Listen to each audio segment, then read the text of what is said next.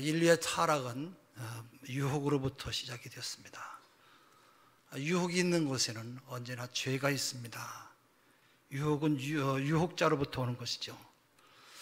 많은 사람들이 유혹에 대해서 논의합니다만은 바로 유혹을 가져오는 유혹자에 대해서는 침묵하고 깊이 생각하지를 못합니다. 원인을 모르면 결과를 해석할 수가 없듯이 우리들이 당하는 고통과 아픔은 원인을 치료하지 않냐면 해결할 수가 없습니다. 사단은 유혹보다 더 깊이 우리가 생각해야 될 것은 우리를 유혹하는 바로 사단인 것입니다. 사단은 언제나 자기 자신의 정체를 숨기고 간교하기 짝이 없는 뱀을 이용합니다. 사단이 우리를 이렇게 유혹해서 어떻게 우리를 유혹해서 저주와 파멸과 죽음으로 몰고 갔는지 이것을 우리가 바로 알게 될 때 우리는 예수 그리스도의 이름으로 우리 모두 승리할 줄로 믿습니다. 창세기 3장 1절을 한번 같이 읽어보겠습니다. 함께 읽습니다. 창세기 3장 1절입니다. 시작. 가장 간교하더라. 뱀이 여자에게 물어 이르되 하나님이 참으로 너에게 동산 모든 나무의 열매를 먹지 말라 하시더냐. 1절을 보면은 사단은 자기의 정체를 숨기고 대리인 혹은 하수인을 앞세우는 것이 이 사단의 방법이라고 하는 것을 알 수가 있습니다. 우리는 사단을 정확히 알아낼 수가 없습니다. 왜냐하면 사단의 첫 번째 전략이 어떤 모습으로든지 자기를 숨기는 것이 그의 전략이기 때문에 그렇습니다. 1절을 보면 사단이라고 하는 단어가 나오지 않고 성경에 뱀이라고 그렇게 나와요. 사단은 언제나 커튼 뒤에 숨어서 음모를 꾸미고 사람들을 조종하고 자기 하수인으로 사용합니다. 그러나 나중에는 비참하게 버림을 받습니다. 떳떳한 사람은 언제나 자기 자신을 보여주지만 그렇지 못한 사람들은 언제나 자기를 숨기며 살아갑니다. 사단은 정체가 드러나면 끝이 나고 말아요. 오늘 우리가 이 사단을 이기는 방법은 그들의 정체를 드러나게 하는 것입니다. 예수 그리스도의 이름으로 마귀의 세력이 떠나도록 선포하고 바로 그들을 숨겨주지 않는 것이에요. 그들의 활동이 드러나게 하고 그들의 본질을 파악해서 선포하고 세상 모든 사람들에게 알게 하면 사단은 여러분 가운데서 더 이상 있을 수도 없고 여러분의 삶과 교회에 더 이상 있을 수도 없습니다. 야고보서 4장 7절에도 이렇게 말씀하고 있어요. 마귀를 대적하라 그리하면 너희를 피하리라 말씀하고 있어요. 어떤 사람은 예수 믿는 것을 드러내려고 하지 않습니다. 그럴 때 사단은 여러분을 공격해요. 예수 믿는 것을 자랑하고 크리스찬이라고 하는 것을 나 예수 믿는 신기천교회 집사입니다, 권사입니다 선포하세요. 그럴 때 마귀는 여러분을 공격할 수가 없게 돼요. 그렇기 때문에 여러분 나를 투명하게 언제든지 만들어 보세요. 내가 하나님의 자녀이고 예수를 믿는 믿음의 사람이라고 하는 것을 나 자신을 드러낼 때 마귀는 여러분에게 왔다가 천길로 도망가는 줄로 믿습니다. 여러분이 자신을 그러나 어둡게 만들어 놓으면 마귀는 그곳에서 기생하게 돼요. 함께 숨어서 지내는 것이에요. 1절에 사단에 대해서 알 수 있는 또 한 가지는 사단은 누구에게 접근하느냐는 것이에요. 여러분 누구에게 접근합니까? 사단은 여러분 얼마나 간교한지 몰라요. 오늘 이 성경에도 뱀이 가장 간교하니라 그렇게 말씀하고 있어요. 마귀는 간교하고 교만한 자를 사용해요. 사단은 인간을 유혹하기 위해서 짐승을 사용했어요. 모든 귀신들, 종교에도 바로 짐승들이 등장합니다. 짐승들이 바로 마귀를 대신해서 활동을 하는 것이에요. 사단이 뱀을 선택한 이유는 하나님이 지으신 짐승 가운데 가장 간교하기 때문에 그래요. 간교하고 교활한 성품을 가진 사람들은 마귀에게 이용당하기가 아주 쉽습니다. 혹시 여러분 가운데 본의하게 자라온 과정 가운데서 사특하고 또 간교한 성품을 가지게 된 사람이 있다면 빨리 회개하고 돌이켜야 됩니다. 가룟 유다나 여러분 바로왕이 되기 쉽습니다. 마귀의 문화 속에서 접촉하고 살면 나도 모르게 언제 그렇게 변했는지 그렇게 변하고 마는 것이에요. 잘난 척하고 겉모술수에 능하고 배짱 좋고 교만하고 영리한 사람들은 모두가 다 위험한 그런 인물들이에요. 여러분 주변에 그런 사람들이 있다고 한다면 여러분 경계하셔야 돼요. 그런 사람들은 여러분에게 일시적으로 도움을 주는 것 같지만 여러분을 반드시 위기에 빠뜨리게 하는 그런 일들을 저지를 것이에요. 왜냐하면 이런 사람들을 마귀가 이용하기 아주 쉽기 때문에 그래요. 하나님의 사람은 신실하신 하나님을 닮은 사람들이에요. 그래서 하나님을 믿는 사람들의 특징은 신실함에 있어요. 조금 능력이 없고 미련해도 상관이 없어요. 가장 이 사람에게 중요한 것은 바로 신실함이에요. 남편이나 아내도 여러분 신실한 사람이 최고예요. 그리고 거짓이 없고 투명한 사람이에요. 그러나 마귀가 주로 사용하는 사람들은 투명하지가 않아요. 말과 행동이 앞뒤가 맞지 않고 어디까지 믿고 어디서부터는 믿지 말아야 될지 알 수가 없어요. 바로 사단이 이스라엘 백성들을 대적하기 위해서 애굽의 왕 바로를 사용했고 예수 그리스도를 십자가에 못 박히기 위해서 바로 가룟 유다를 이용했다고 하는 것을 우리가 기억해야 합니다. 사단은 회의와 의심으로 하나님을 부인하게 만들어요. 오늘 1절에서 우리가 또 한 가지 발견할 수 있는 것은 사단은 사람을 공격할 때 강압적인 방법을 사용하지 않고 회의와 의심의 방법을 사용했다는 것이에요. 대부분의 사람들은 사단을 무섭고 공격적인 것이라고 그렇게 생각해요. 마치 사단이 무엇과 같으냐고 하면 까만 망토를 입은 드라큘라처럼 송곳니를 들이내밀고 약간 피를 흘리면서 나타나는 괴담의 주인공을 상상해요. 그러나 언제나 마귀는 천사의 모습을 하고 공격의 모습이 아니라 회유의 모습으로 또 달콤한 유혹으로 가장 지성적이고 상식적이고 그럴듯한 방법으로 찾아오기 때문에 누구든지 여기에 걸려들면 속아 넘어오기가 아주 쉽습니다. 마귀는 하나님을 믿지 못하게 하고 부인하게 하지 않고 의심만 줄 뿐이에요. 바로 우리의 믿음에 의심의 씨를 뿌리는 것입니다. 마귀가 사용하는 방법은 하나님이 계시지 않다고 말하는 것이 아니라 하나님이 정말 그랬냐? 하나님이 정말로 그랬냐? 그렇게 물어보는 것이에요.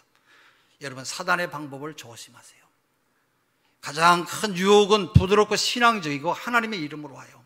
그런 후에 하나님을 부인하게 만들어요. 뱀 안에 사단이 들어가서 역사했어요. 사단은 절대로 자기의 얼굴을 내보이지 않아요. 뱀을 사용하고 가룟 유다를 사용하고 여러 종류의 사람들을 이용해서 자기의 목적을 이루려고 애를 쓰는 것이에요. 뱀이 하와에게 접근을 했어요. 여자에게 접근했다고 하는 것은 나중에 만들어진 가장 아름다운 여자가 가장 약하다고 하는 사실을 알 수가 있어요. 디모데전서 2장 14절에 보면 아담이 속은 것이 아니고 여자가 속아 죄에 빠졌다 그렇게 말하고 있어요. 사단은 남자를 공격하지 않고 유혹에 약한 여자를 공격했어요. 그래서 여자가 넘어지면 그 여자를 이용해서 또 남자를 유혹하는 것이에요. 사단은 언제나 약점을 파고 들어와요. 우리가 다양한 죄를 짓는 것이 아니라 똑같은 죄를 져요.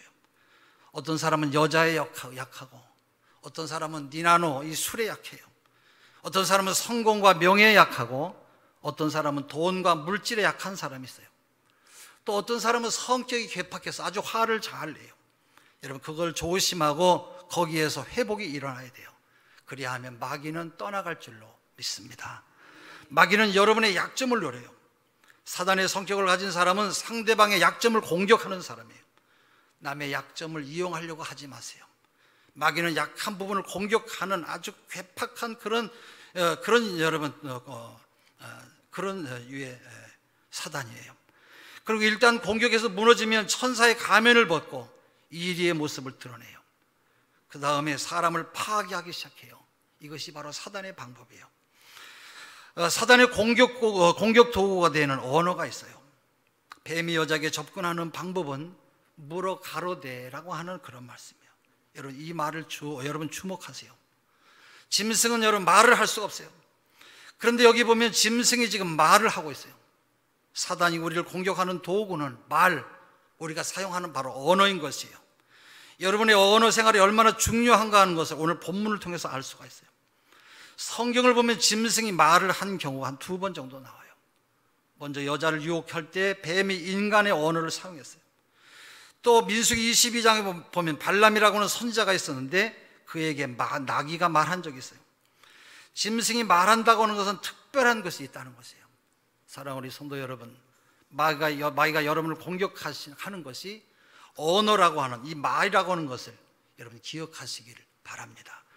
언어는 의사 전달을 하고 메시지를 전달하는 하나의 도구예요. 뿐만 아니라 우리의 말은, 언어는 영향력을 미쳐요. 여러분이 어떤 언어를 쓰느냐가 바로 여러분을 결정하는 것이에요. 사단의 조종을 받은 뱀은 여자에게 찾아가서 하나님께서 이 동산의 모든 나무를 먹지 말라고 하시더냐 하며 아주 그럴듯하게 매우 이성적이고 상식적인 말로 시작을 했어요. 언어는 우리의 입에서 나오는 것이 아니라 우리의 마음과 지적인 사고를 통해서 나와요.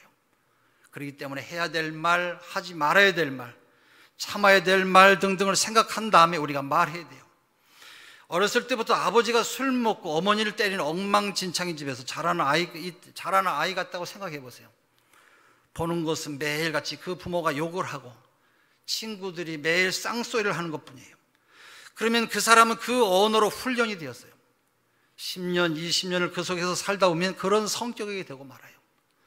자기의 언어는 문화를 만들고 자기의 문화는 바로 자기의 미래를 만드는 것이에요. 혹시 여러분 가운데 언제나 비판적이고 부정적이고 냉소적인 그런 언어를 사용하는 분이 있다고 한다면 여러분 예수 이름으로 끊으시기를 바랍니다. 그런 언어를 끊지 아니하면 결국은 파괴적이고 독선적이고 사람을 이용하는 아주 못된 사람으로 전락하고 말아요.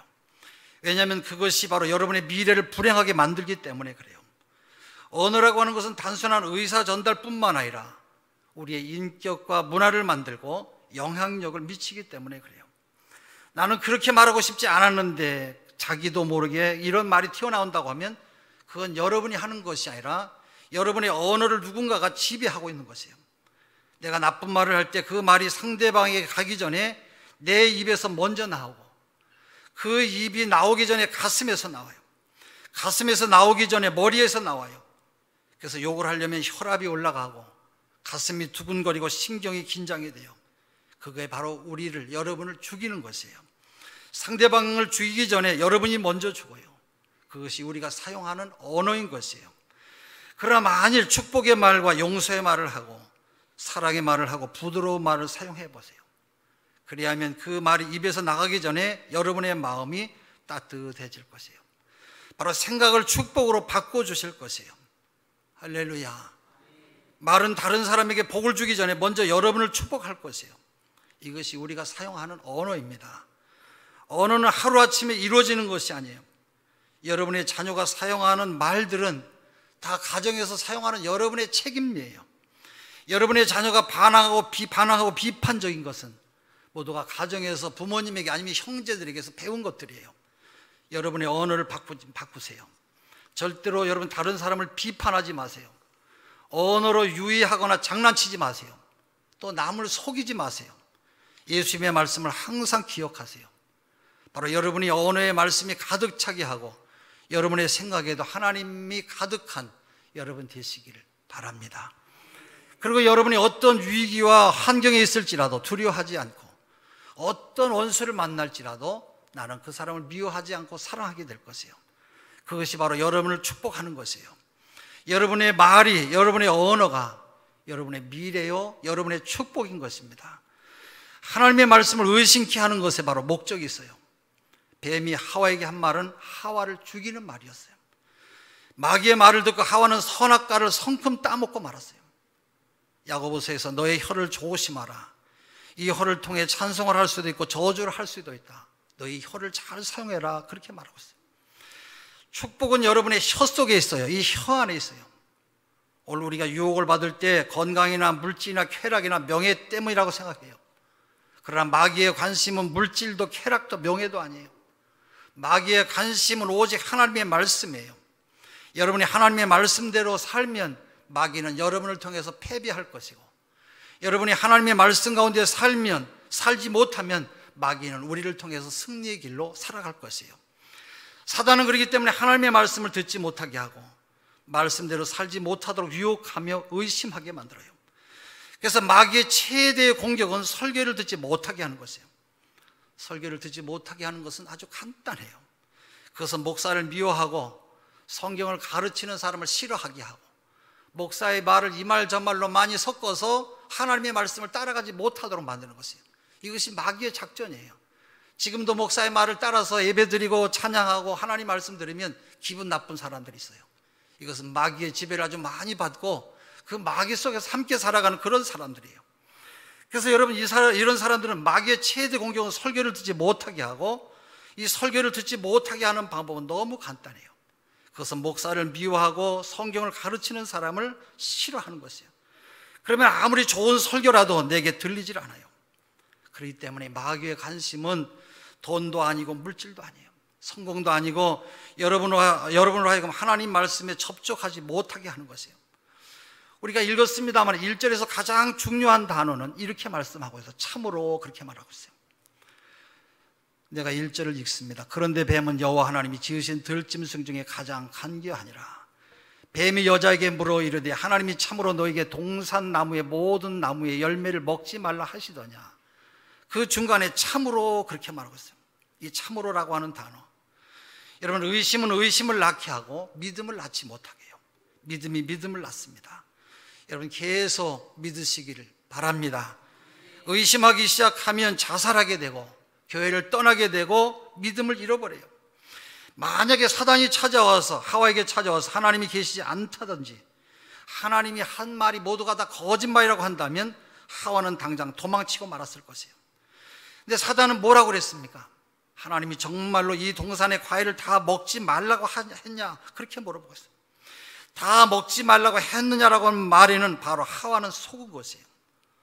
우리 창세기 2장 16절 17절의 말씀을 한번 같이 읽어보겠습니다. 창세기 2장 16절 17절입니다. 시작.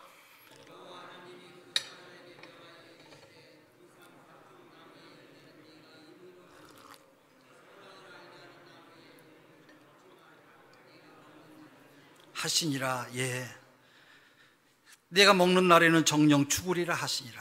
사단은 지금도 변함이 없어요. 여러분을 유혹하는 목적은 바로 하나님의 말씀을 듣지 못하게 하는 것이에요. 교회는 가라, 그러나 목사의 설교는 듣지 말라. 그리고 예배에는 관심이 없고 다른 일만 열심히 하게 만들어요. 은혜 받을 시간만 들어가지 못하게 해요. 혹시 최근에 자신에게 그런 일이 있다고 판단된다면 그것은 사단이 여러분을 공격하고 있다고 생각하면 돼요. 말씀을 듣지 아니하면 더 화가 나고 더 이성적이고 다 인간적이며 세상적으로 변하고 합리적이고 정신적으로 변하는 것이에요. 은혜가 없고 모두가 다 율법이 돼요. 그리고 예수의 이름으로 정죄하기 시작하면서 나는 잘 믿고 너는 못 믿는다, 그렇게 말하기 시작해요.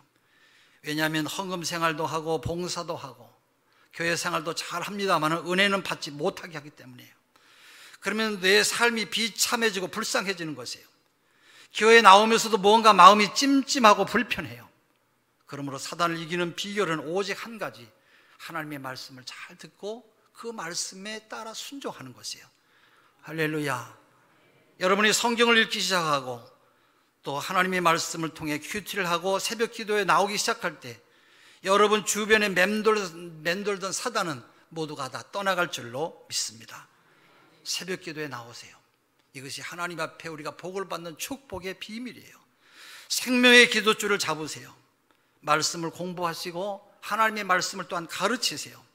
또 하나님의 말씀인 성경을 외우세요. 하나님의 능력이 여러분 가운데 늘 함께 하실 줄로 믿습니다. 또 우리는 하나님의 능력의 말씀을 붙잡아야 돼요. 말씀 안에서 먹고 사는 생활과 바로 말씀에 순종하는 사람만이 마귀의 세력을 꺾고 이길 수가 있고 승리하는 삶을 살게 만드는 것이에요. 저는 지난주에 아주 감동적인 그런 말을 들었어요. 이번에 인천 동로의 목사님들이 일본 지역에 2박 3일 선교 여행을 갔었는데 참여하신 목사님 분 가운데 한 분 은퇴를 하신 지 5년 정도 되는데 매년 한 번씩 성경을 지금 5번째 쓰고 있대요. 거의 1년에 한 번 정도 성경 말씀을 쓰고 또 외우고 있는데 하나님께서 아주 어려운 상황에서 성경을 쓰는데 성경을 쓰면서 많은 은혜도 받고 또 자기 가정에 아주 어려운 일이 많이 있었는데 가정의 문제가 해결되는 것을 하나하나 경험했고 하나님께서 은혜를 주시는 것을 많이 경험했다는 것이에요. 할렐루야. 어떻게 보면은 평생을 목사님이니까 성경을 가지고 씨름했고 또 성경을 읽고 배우고 가르치신 그런 분인데 이 목사님이 은퇴 후에 환경이 힘들고 어려우니까 성경을 쓰는 것으로 자기가 환경을 바꾸는데 가정의 문제들이 하나하나 바뀌면서 어려운 일들이 하나하나 바뀌는 것을 보면서 하나님께 매일같이 감사하며 성경을 쓴다는 것이에요. 할렐루야. 여러분, 최악의 환경을 축복의 환경으로 바꾸시기를 주의 이름으로 축원합니다. 우리 창세기 3장 2절 3절을 한번 같이 읽겠습니다. 같이 읽습니다. 여자가 뱀에게 말하되 동산나무의 열매를 우리가 먹을 수 있으나 동산 중앙에 있는 나무의 열매는 하나님의 말씀에 너희는 먹지도 말고 만지도 말라 너희가 죽을까 하노라 하셨느니라. 예. 하와가 마귀의 유혹에 넘어간 것은 하나님의 말씀을 경솔히 여기고 중요하게 생각하지 않았기 때문인 것이에요. 여러분 복이 중요한 게 아니라 복을 중요하게 여기는 것이 중요해요. 우리에게 많은 축복이 주어졌지만 그것을 관리하지 못하고 사는 사람들이 많이 있어요. 하나님이 주시는 복만을 바라지 마시고 받은 복을, 내게 주신 복을 잘 관리하는 여러분이 되시기를 바랍니다. 그리고 하나님 앞에 늘 감사하며 기뻐하세요. 하와는 하나님이 주신 이 말씀의 축복을 별로 중요하게 생각하지 않고 적당히 이해한 것이에요. 여러분, 하나님의 말씀은 적당하거나 불분명하지 않아요. 그 말씀은 능력의 말씀이요 구원의 말씀이요 바로 우리를 하나님의 자녀되게 하는 생명의 말씀인 것이에요. 내가 은혜 받지 못하는 것도 적당히 교회에 오기 때문에 그런 것이에요. 그런 사람은 교회를 10년, 20년 다녀도 여러분 소용이 없어요. 하나님의 말씀의 능력에 붙잡혀 봐야 돼요. 내 기도가 응답되었다고는 그런 사실을 확인해 봐야 돼요. 그것이 기쁨이고 그것이 축복이에요. 하와의 교만과 실수는 이러한 축복을 올바로 깨닫지 못한 데 있어요. 또 우리는 하나님의 말씀을 가감하지 말아야 돼요. 또 하나 하와의 실수는 하나님의 말씀을 자기 마음대로 빼고 붙인 것이에요. 하나님의 말씀을 마음대로 덧붙이거나 빼는 자에게는 저주가 있다고 요한계시록에 말씀하고 있어요. 여러분, 성경이 이해되지 아니하면 넘어가세요. 이해가 되지 않는 것은 성경이 틀렸기 때문이 아니라 여러분의 수준이 그것을 이해할 수 없기 때문에 그런 것이에요. 또 억지로 해석하려고 하지 말고 넘어가세요. 성경이 말씀하는 대로 그대로 믿으세요. 성경을 무시할 때 세계 1차 대전이 일어났어요. 성경을 이스라엘 민족의 신화책이라고 무시했을 때 성경은 인간이 만들어서 편집한 책이라고 양시 비평을 늘어놓았을 때 인간의 도덕성이 다 떨어지고 말았어요. 그러나 이 성경이 하나님의 책으로 존경받을 때마다 역사는 새로워졌어요. 여러분의 가정에서 성경을 최고의 책으로 믿을 때 여러분의 가정이 복을 받고 여러분의 자녀가 복을 받고 이 민족이 복을 받을 줄로 믿습니다. 바로 이것이 바로 하나님의 말씀이기 때문에 그래요. 마귀의 유혹의 궁극적인 목적은 하나님의 말씀을 믿지 못하게 하고 듣지 못하게 하는 것이에요. 여러분, 예수 믿은 지 오래된 사람의 병은 다 안다는 거예요. 여러분, 뭘 얼마나 알고 계세요? 병은 여러분 얼마나 성경을 읽고 가르쳤습니까? 그렇지 않아요. 얼마나 깨닫지 못하는 진리가 우리 속에 많이 있는지 몰라요. 사랑하는 우리 모든 성도 여러분, 하나님의 말씀을 붙잡고 일어설 수 있기를 바랍니다. 이것이 바로 마귀를 이기는 비결이에요. 또 하나님의 말씀을 외우세요. 저는 여러분이 모두 다 성경 교사가 되시기를 주의 이름으로 축원합니다. 하와가 하나님의 말씀을 만으로 여기고 적당히 생각했어요. 적당히 생각했을 때 바로 마귀의 유혹에 빠지고 만 것이에요. 마귀가 하나님이 참으로 이 동산 모든 나무의 실과를 먹지 말라 하시더냐 물었을 때 하와가 뭐라고 그랬습니까? 먹지도 말고 만지지도 말라고 그렇게 말했어요. 근데 창세기 2장 17절을 보면 선악을 알게 되는 나무는 먹지 말라 했는데 하와는 말을 덧붙였어요. 창세기 3장 3절을 보면 우리 같이 한번 읽겠습니다. 창세기 3장 3절입니다. 같이 읽습니다. 동산 중앙에 있는 나무의 열매는 하나님의 말씀에 너희는 먹지도 말고 만지지도 말라 너희가 죽을까 하노라 하셨느니라. 예. 너희가 죽을까 하노라 하와가 말하고 있지만 창세기 2장 17절을 보면 하나님이 네가 먹는 날에는 반드시 죽으리라고 그렇게 말씀하셨어요. 창세기 3장 4절을 보면 뱀이 여자에게 이르되 너희가 결코 죽지 아니하리라 그렇게 말해요. 여자가 하나님의 말씀을 섞고 나왔을 때 마귀가 낚아채는 것을 볼 수가 있어요. 마귀는 하나님과 정반대로 너희가 정령 죽지 아니하리라고 말해요. 이 여자는 여러분 절대로 도망칠 수가 없었어요. 5절의 말씀을 우리 한번 같이 읽겠습니다. 5절입니다. 시작.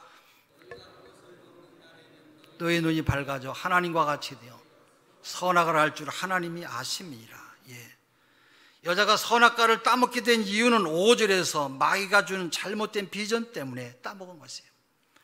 요즘 아이들이 가출하는 이유는 잘못된 환상을 믿고 가출하면 행복한 줄 알기 때문에 아이들이 밖으로 나가는 것이에요. 공산당은 70년 동안 잘못된 비전 때문에 많은 고생을 했어요. 이제 모든 것이 다 망한 다음에야 이제서 깨닫고 있어요. 그것이 바로 잘못된 현상이에요. 바로 마귀는 우리에게 잘못된 비전을 줘요. 먼저 네가 이것을 먹으면 하나님처럼 되리라. 이것만큼 환상적인 유혹이 우리에게 없어요.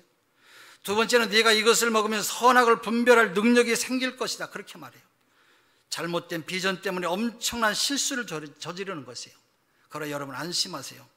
예수님께서 여러분 모두를 다 살리셨어요. 또 해독제를 우리에게 주셨어요. 하나님 말씀으로 모두 다 승리하시기를 주의 이름으로 축원합니다. 그것이 바로 우리의 가정을 살리고 내 영혼을 살리고 우리 교회를 세워가는 축복의 길인 줄로 믿습니다. 우리 찬송하시겠습니다.